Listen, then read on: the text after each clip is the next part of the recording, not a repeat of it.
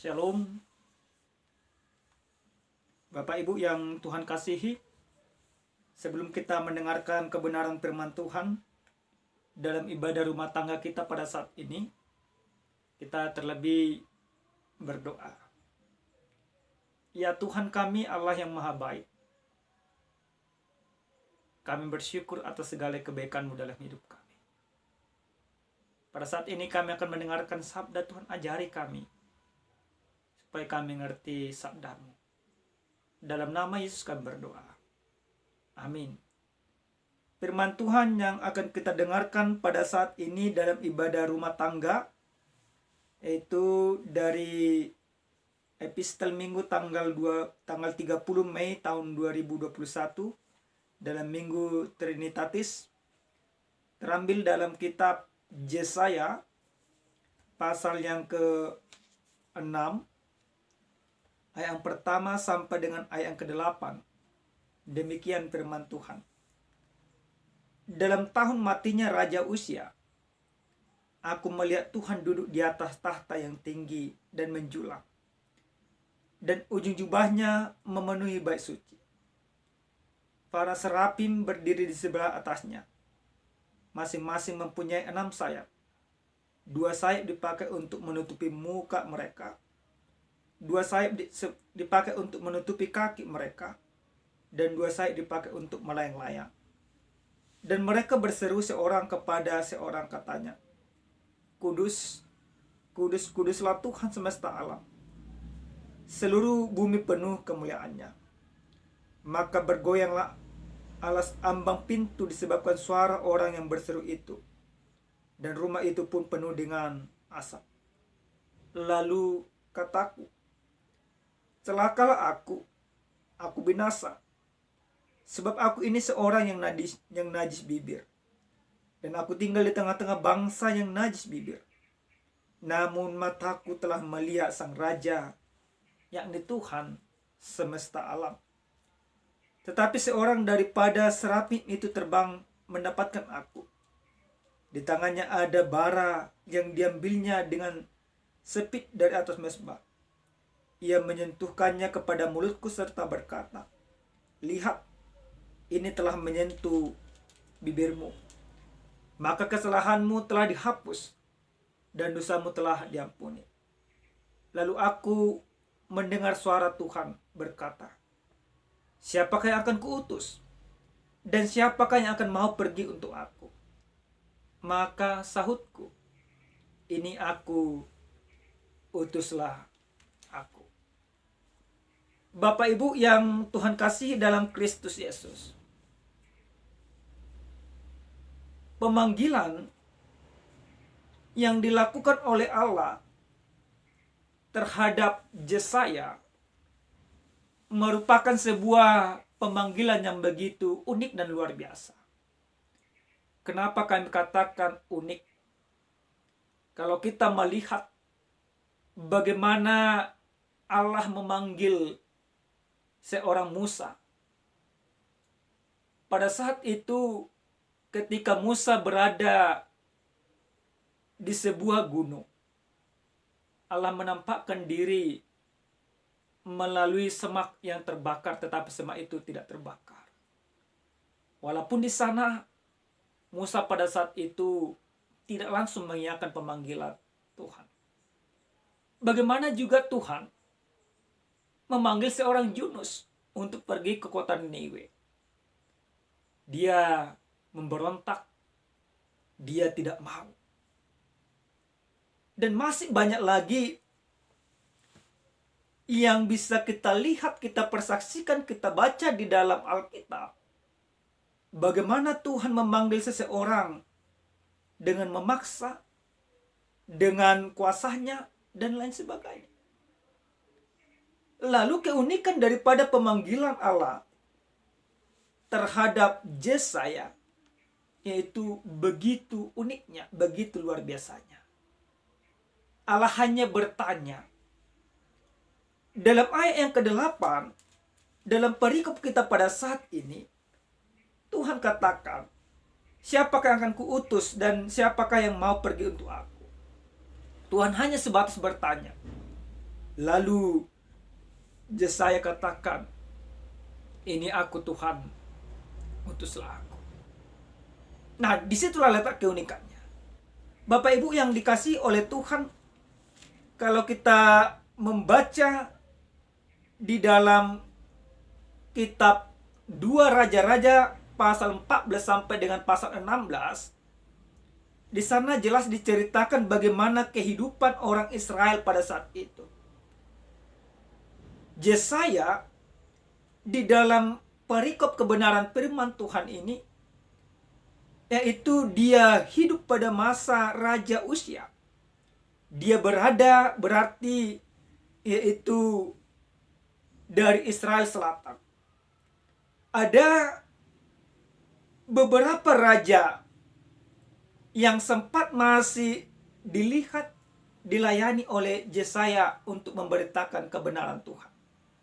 Pada masa Raja Amasya, Uzia, Yotam, dan Ahaz.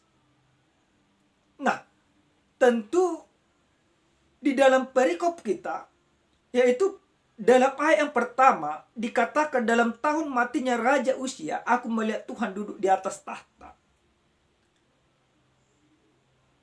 Pada masa Raja Uzia sebenarnya, kehidupan orang Israel bisa dikatakan kehidupan yang takut akan Tuhan. Tapi semenjak Raja Uzia meninggal, maka terjadi peralihan kepemimpinan, yaitu ke Raja Yotam dan Ahaz. Terjadi kemerosotan iman, kemerosotan moral bagi orang Israel. Mereka yang dulunya takut kepada Tuhan, sekarang mereka tidak lagi takut kepada Tuhan. Mereka yang dulunya mempersembahkan korban bakaran untuk kemuliaan nama Tuhan, sekarang mereka berbalik mempersembahkan korban bakaran untuk Baal. Yang dulunya mereka hidup dalam kekudusan, sekarang mereka hidup di dalam kemerosotan moral. Maka pada saat masa itulah peralihan kepemimpinan dari raja yang takut akan Tuhan kepada raja yang tidak tahu akan Tuhan. Allah memperlihatkan dirinya melalui sebuah penglihatan kepada Yesaya. Kalau kita baca dalam ayat yang pertama sampai dengan ayat yang ke-6, bagaimana di sana Yesaya melihat, yaitu penglihatan yang begitu luar biasa. Dikatakan dia melihat malaikat serafim yang mempunyai 6 sayap. Yang 2 sayap untuk menutupi wajahnya, 2 sayap menutupi kakinya, dan 2 sayap lagi terbang melayang dan melayani Tuhan. Tapi malaikat serafim itu tetap tidak bisa melihat kekudusan Tuhan. Lalu pada saat itu Yesaya dikatakan melihat kemuliaan Tuhan. Melihat Tuhan semesta alam, dikatakan dalam ayat yang ke-5, yakni Tuhan semesta alam. Maka di dalam penglihatan itu Yesaya mau katakan, sedangkan serafim, malaikat Tuhan, tidak mampu melihat Tuhan. Mereka harus menutupi wajahnya dan kakinya, karena Tuhan begitu kudus. Maka Yesaya juga merasa ketika dia sudah melihat Tuhan, maka dia akan mati oleh karena keberdosaannya. Yesaya juga gambarkan dalam kebenaran firman Tuhan ini bahwa dia itu orang yang berdosa dan hidup di tengah orang-orang yang berdosa. Karena Yesaya menyadari bahwa dirinya adalah orang yang berdosa, maka sesungguhnya orang yang berdosa ini harus dikuduskan. Lalu digambarkan dalam kebenaran firman Tuhan ini, malaikat serafim itu mengambil bara untuk menguduskan bibirnya Yesaya, untuk menguduskan Yesaya dari semua keberdosaannya, untuk melayakkan Yesaya supaya dia layak untuk melayani Tuhan. Yesaya pun dikuduskan. Dan Yesaya menerima pengudusan itu. Maka ketika Tuhan bertanya, siapa yang akan kuutus? Karena Yesaya sudah menerima pengudusan yang diberikan oleh Tuhan.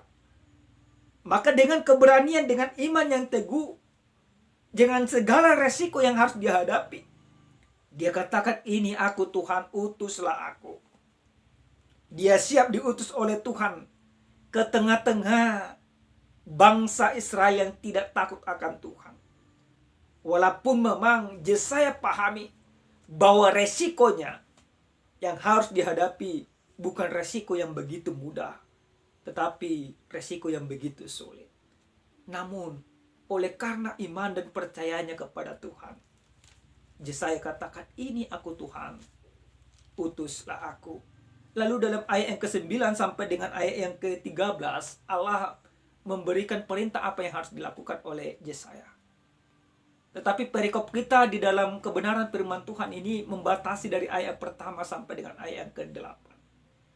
Yang menjadi sebuah perenungan bagi kita. Bapak Ibu yang dikasihi oleh Tuhan. Tuhan sekarang bertanya kepada kita.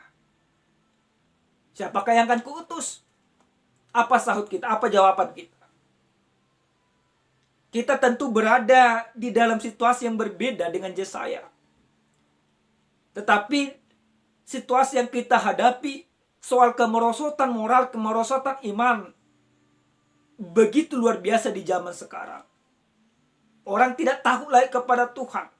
Bahkan orang cenderung menjadi Tuhan untuk dirinya sendiri dan Tuhan untuk sesama. Orang sekarang sudah mengandalkan pengetahuan dan kekayaan. Tidak lagi mengandalkan iman kepada Tuhan. Lalu Tuhan akan katakan kepada kita pada saat ini. Tuhan katakan kepada Bapak Ibu, siapakah yang akan kuutus? Apa jawaban kita? Ini menjadi perenungan yang begitu luar biasa. Sebenarnya Bapak Ibu jemaat Tuhan, ketika Kristus datang ke dunia ini, itu menguduskan setiap orang percaya. Menguduskan orang dari keberdosaannya. Mengangkat orang dari lumpur dosa untuk naik ke atas. Walaupun manusia itu masih ditempatkan di dunia ini. Tujuannya apa? Tujuannya supaya manusia menjadi alat Allah menyampaikan kabar sukacita. Bapak Ibu yang dikasihi Tuhan, Yesaya dia dikuduskan dengan bara lewat malaikat serafim. Dia menerima pengudusan itu sehingga dia katakan, ini aku Tuhan, utuslah aku. Kita dikuduskan di dalam darah Yesus Kristus. Kita lalu katakan, ini aku Tuhan, utuslah aku. Yesus katakan juga di dalam kitab Matius, Yesus katakan, pergilah ke seluruh dunia, beritakanlah Injil kepada segala makhluk dalam kitab Markus. Apa jawaban kita Bapak Ibu jemaat Tuhan? Apa jawaban iman kita? Apa yang harus kita katakan? Apakah kita mau seperti Yesaya?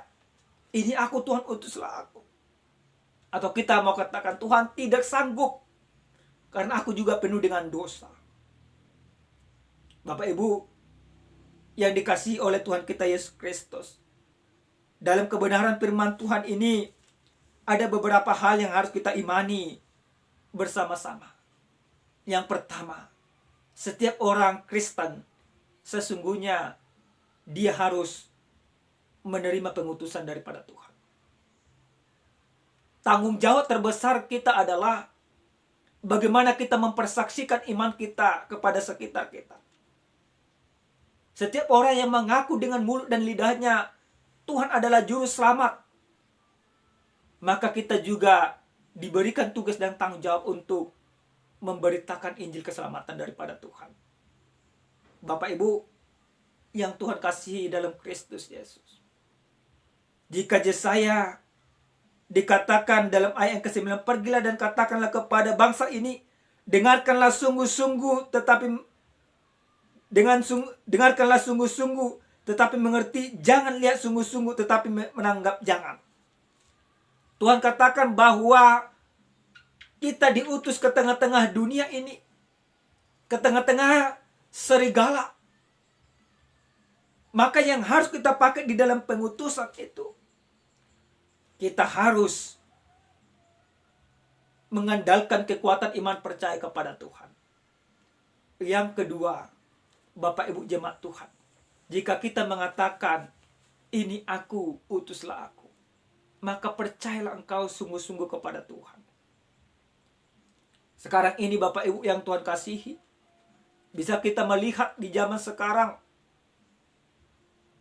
kita mendengar berita di Palestina dan Israel terjadi peperangan. Maka terjadi kontroversi di negara kita. Ada orang yang mengatakan mau mengutus dirinya untuk pergi ke Palestina, membela kebenaran. Tapi dia melupakan esensi keberadaannya di dunia ini, di Indonesia ini. Dia masih menghidup dengan menghujat. Maka setiap orang Kristen yang paling utama dan terutama, dia diutus untuk saudaranya, diutus untuk sahabatnya, diutus untuk lingkungannya. Pengutusan yang diberikan oleh Kristus kepada kita bukanlah pengutusan yang mudah, tetapi pengutusan yang sulit. Tetapi Yesus katakan, aku akan menyertaimu senantiasa sampai akhir zaman. Ini menjadi sebuah iman percaya kita. Yang ketiga dan yang terakhir Bapak Ibu, jika kita mengatakan kepada Tuhan, ini aku, utuslah aku, maka pakailah hidupmu untuk senantiasa penuh dengan keberanian, dengan kuasa Roh Kudus, untuk memberitakan Injil keselamatan. Bapak Ibu yang dikasihi oleh Tuhan, jangan lari dari tanggung jawab. Ada sebuah cerita, ada sebuah lembaga pemerintahan di negara Eropa.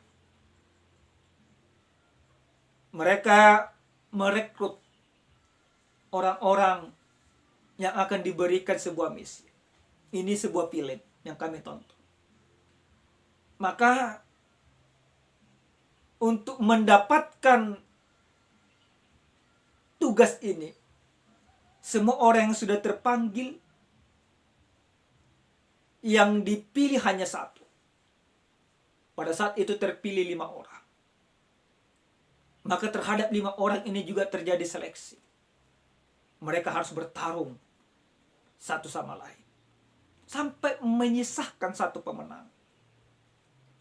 Dan terjadilah pertarungan sengit di antara berlima. Dan keluarlah seorang pemuda menjadi pemenangnya. Maka sesuai dengan kesepakatan yang merekrut mereka, pemuda ini dibuat sebuah misi. Misi dia yaitu untuk menyelamatkan satu tahanan di sarang teroris. Apa yang terjadi? Pemuda ini dengan segala usaha dan kemampuannya, dia berusaha menyelamatkan teroris, menyelamatkan orang dari sergapan teroris. Namun, karena misi yang dilakukan adalah misi penyelamatan, namun pemuda ini gagal.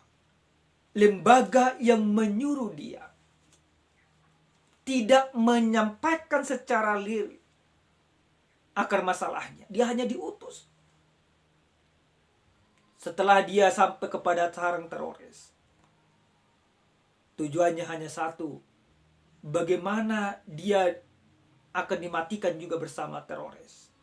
Karena ada suruhan yang lain yang disuruh untuk menghabisi dia. Bapak Ibu yang Tuhan kasih dalam Kristus Yesus, jika di dalam film itu ada pengkhianatan dari yang menyuruh, berbeda dengan kehidupan kita. Yesus tidak pernah mengkhianati kita. Yesus tidak pernah menjadikan kita menjadi tumbal. Justru dia menjadi tumbal. Akan tetapi dalam cerita alur film itu yang boleh kita melihat bagaimana proses seseorang untuk dibentuk. Maka akan ada tantangan sebelum diberikan tugas. Maka ketika diberikan tugas, tantangan juga ada. Kita umat percaya juga demikian. Jangan kita berpikir kalau kita sudah diutus oleh Tuhan, tantangan itu lewat. Tentu tidak demikian. Yesaya juga mengalami banyak tantangan dan pergumulan. Tantangan terbesar dia bukan datang dari orang, tetapi datang dari bangsa itu sendiri. Maka kita juga demikian Bapak Ibu jemaat Tuhan. Ada tantangan yang membentang luas di hadapan kita. Tapi ketika kita beriman kepada Tuhan, maka kita akan siap menghadapi tantangan yang ada. Ketika engkau katakan, ini aku Tuhan, utuslah aku, maka Tuhan akan mempersiapkanmu dengan segala cara. Dan ketika engkau mengatakan, ini aku utuslah aku, maka persiapkan dirimu dan terima Kristus sebagai Tuhan. Dan jadilah menjadi pelaku kebenaran firman Tuhan. Amin. Kita berdoa. Terima kasih ya Tuhan buat segala kebaikan-Mu dalam hidup kami. Benar ya Tuhan bahwa Engkau memanggil kami dan mengutus kami ke tengah-tengah dunia yang penuh dengan dosa ini untuk mempersaksikan Injil keselamatan. Ajari kami untuk senantiasa mampu melakukannya dalam kehidupan kami setiap saat. Terima kasih Bapa. Dalam nama Yesus kami berdoa. Amin. Shalom. Tuhan memberkati.